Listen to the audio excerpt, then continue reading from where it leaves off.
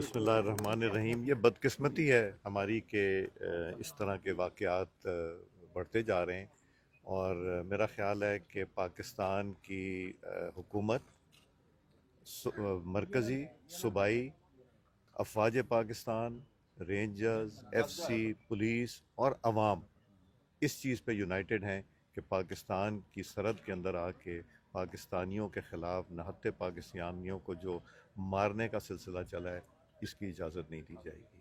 Prime minister صاحب نے کہا ہے، مجھے امید ہے کہ پرسوں شاید ہماری ان کیمرہ بریفنگ ہو سارے پارلیمنٹری لیڈرز کی.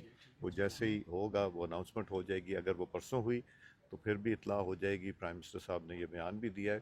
اور ہمیں انفارچونیٹ چیز یہ ہے کہ جو لوگ سوشل میڈیا پہ اس کو ہوا دے رہے ہیں، اس چیز کو کہ دہشت گردوں نے کیا کیا، یہ افسوس ہوتا ہے کہ وہ ان کو پہلے پاکستان کا سوچنا چاہیے پھر کسی اور چیز کا. تو یہ دکھ ہوتا ہے کہ جو لوگ اس طرح کی چیزیں کرتے ہیں وہ پاکستان کے حامی نہیں بلکہ پاکستان کے دشمن ہیں. تو ہمیں مجھے امید ہے کہ ہم جو نیشنل ایکشن پلان پہلے بنا تھا نواز شریف صاحب کے زمانے میں اور امپلیمنٹ ہوا، آپ جانتے ہیں ضرب ازد اور رد الفساد کے 2 آپریشن ہوئے، اربوں ڈالر اس کے اوپر روپے خرچ ہوئے تھے، اور پورے ہمارے ملک میں امن و امان ہو گیا تھا.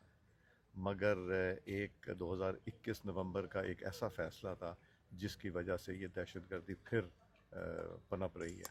انشاءاللہ اس کے اگینسٹ آپریشن بھی ہوگا، اس خرابی کو جڑ سے اکھاڑ کے پھینکا بھی جائے گا، اور پاکستان کے عوام کی جو سیفٹی ہے، جو ان کی بقا ہے، وہ ہم سب کے لیے بہت اہم ہے. آپ کو پتہ ہے کہ نواز شریف صاحب کے زمانے میں 2013 سے لے کے 2017 تک معیشت کہاں سے کہاں پہنچ گئی تھی.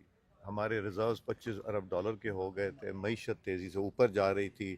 پہلے 2014 کا دھرنا ہوا، اس کے بعد نواز شریف صاحب کی حکومت کو گرایا گیا اپنے صاحبزادے سے تنخواہ نہ لینے کے لیے، جو کہ میں کم از کم 40 سال سے ٹیکس ریٹرنز اپنی خود فائل کرتا ہوں.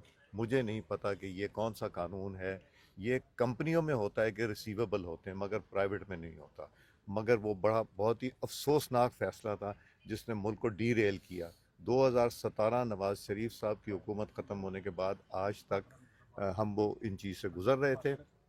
ابھی جو 1 سال کے میں جو مستحکم ہوا ہے پاکستان، جس طرح کے انٹرنیشنل ریٹنگ ایجنسیز بھی کہہ رہی ہیں، جس طرح انٹرسٹ ریٹ نیچے آیا، جس طرح پاکستانی جو پاکستان سے باہر بیٹھے ہیں اور پاکستان کا درد رکھتے ہیں، انہوں نے تقریباً 35-36 ارب ڈالر جون تک ہو جائے گا، 31-32 ارب ڈالر تک بھیج دیا. یہ وہ ہیں جو کانفیڈنس رکھتے ہیں پاکستان میں، یہ وہ نہیں ہے جو کہتے ہیں پاکستان پیسہ نہ بھیجو. اور یہ انشاءاللہ نکلیں گے. یہ ہوتا ہے، ہمیشہ ہوتا ہے جب پاکستان ترقی کرنا اور یہ اندرونی اور بیرونی سازش کا حصہ ہوتا ہے. پاکستان کا بھی نام رکھا گیا جس میں پاکستانیوں پر امریکہ داخلے پر بندی ہوگی، تو اس پہ آپ کیا کہتے ہیں؟ دیکھیں، آپ جانتے ہیں کہ کتنی خوشیاں منائی جا رہی تھی کہ شاید پاکستانیوں کو بین کر دیا جائے، اور کون منا رہا تھا؟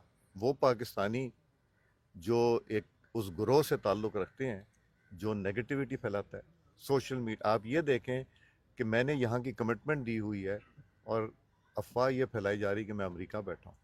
امریکہ تو میں پچھلے 10 سال میں شاید نہیں گیا، اور یہ خبر ہوئی. تو یہ چیزیں جو ہیں یہ گورنمنٹ آف پاکستان انشاءاللہ ہینڈل کرے گی، اس میں بہتری. بس میرا خیال ہے کوئی یکسی نہیں ہے. اگر کوئی میرے خلاف بیان دیتا ہے تو پی ٹی آئی کو اس بات کا نوٹس لینا چاہیے.